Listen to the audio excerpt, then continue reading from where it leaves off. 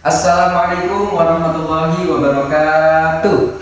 Waalaikumsalam warahmatullahi Gimana wabarakatuh. kabarnya anak-anak semua? Sehat? Sehat? Alhamdulillah. Sudah pada makan semua? Udah, Pak. Sudah ya.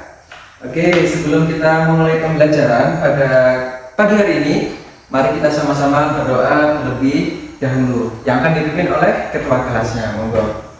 Bismillahirrahmanirrahim. Oke ya. Nah, sebelumnya Bapak absen terlebih dahulu. Nanti yang Bapak panggil bilang hadir ya. Ini pulpen yang mana ya? Abdika hadir? Hadir, Pak. Oh, hadir. Oke. Wafi hadir? Hadir, Pak. Hadir. Kalau Seno? Nggak ada, Oh, Pak. Seno kemana?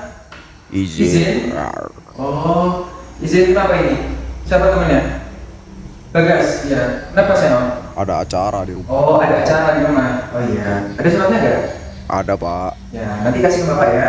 Doi. Oke. Nah, baik ya. Nah, sebelum kita memulai pembelajaran, Bapak ingin memberitahu. Nah, kemarin kita sudah mempelajari tentang apa? Tentang sholat. Nah, sekarang kita akan belajar tentang puasa. Nah, sesuai dengan rukun Islam, puasa ini rukun Islam yang keberapa? Ada yang tahu? Iya, keberapa? Kedua. Mantap. Keren. Nah, maka dari itu pada kesempatan kali ini kita akan belajar tentang puasa.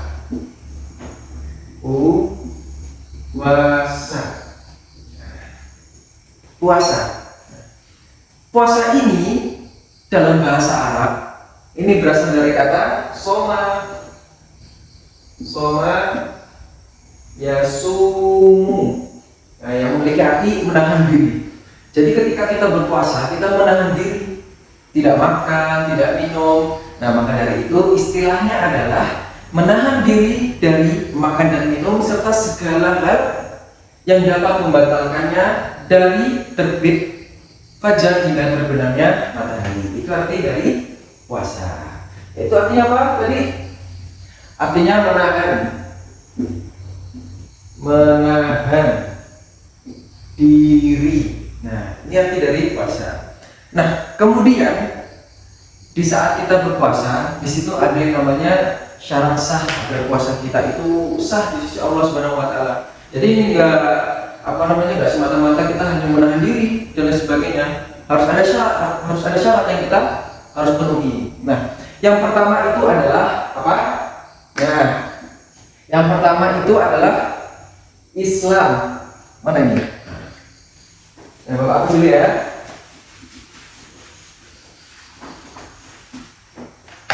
Yang pertama itu adalah Islam. Jadi kalau ingin puasanya kita itu sah, maka harus beragama Islam. Kalau semisal orang Islam, non Muslim yang puasa itu gimana, Pak? Sah atau tidak? Jawabannya tidak sah, karena di sini syaratnya adalah Islam. Nah, kalau semisal teman atau adik-adik punya teman, nah temannya ini misalkan agama Kristen, Hindu, terus kemudian ikut puasa Ramadan, nah itu sah atau enggak? Nah, jawabannya tidak sah. Ini yang pertama, beragama Islam. Terus kemudian yang kedua ini adalah mumayyiz. Mumayyiz di sini memiliki arti bisa membedakan mana yang baik dan mana yang buruk.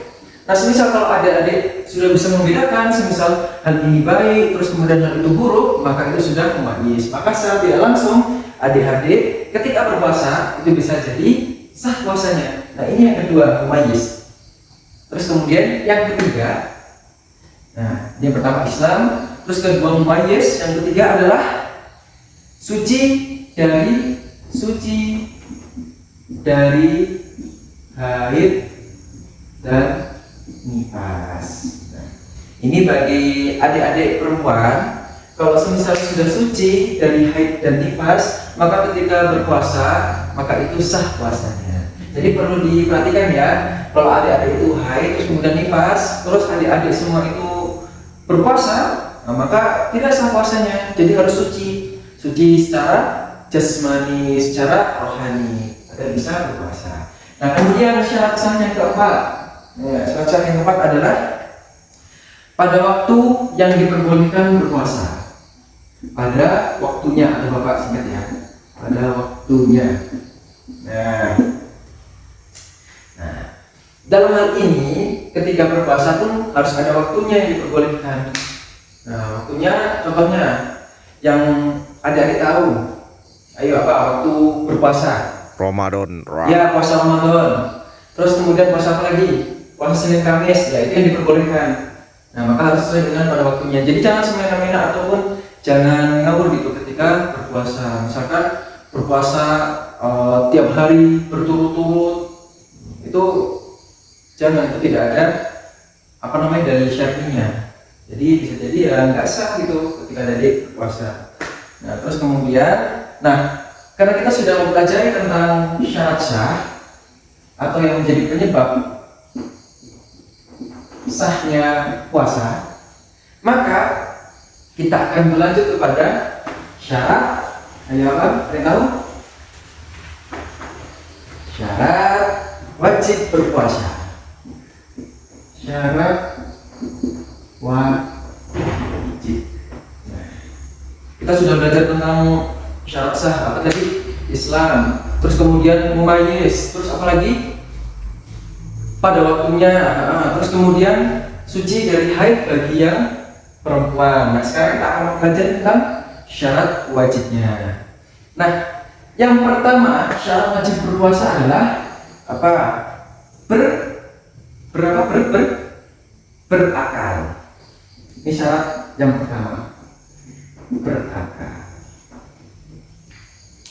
Seseorang yang diwajibkan untuk berpuasa adalah orang yang berakal, yang bisa mikir. Kalau orang gila gimana? Tidak diwajibkan untuk berpuasa. Bahkan ibadah-ibadah yang lain tidak diwajibkan. Karena apa? Karena nggak berakal. Karena mereka tidak bisa mikir. Nah, yang menjadi penyebab orang itu bisa dikenai kewajiban itu dikarenakan dia berakal atau mukallaf. Nah, gitu ya. Yang pertama adalah berakal. Terus kemudian yang kedua itu adalah balik. Ada yang tahu istilah dari balik ini apa? Oh iya, jawaban apa? Mulai. Oh enggak, balik itu enggak mulai. Beda, ini bahasanya beda. Balik itu adalah ketika adik-adik semua itu sudah dewasa. Ini balik di sini adalah dewasa. Bukan artinya mulai. Nah, kalau balik artinya mulai itu beda lagi. Nah, di sini adalah balik artinya dewasa. Nah, ciri-ciri sudah balik apa? Nah, bagi yang laki-laki sudah yang dewasa.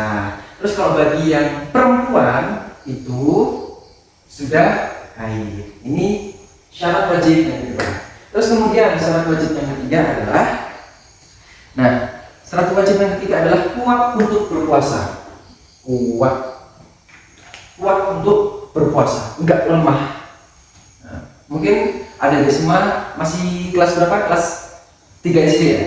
Nah, ketika adik-adik ingin berpuasa, maka adik-adik harus latihan terlebih dahulu. Ya nggak apa-apa, awalnya mungkin dari subuh sampai zuhur nggak apa-apa, itu sebagai bentuk latihan. Namun ketika adik-adik sudah kuat, sudah menjadi remaja, maka otomatis adik-adik harus berpuasa dari pagi sampai maghrib, itu ya. Nah, ini syarat wajibnya adalah kuat. Kalau misalnya ada sakit dan lain sebagainya nggak kuat, maka tidak diwajibkan.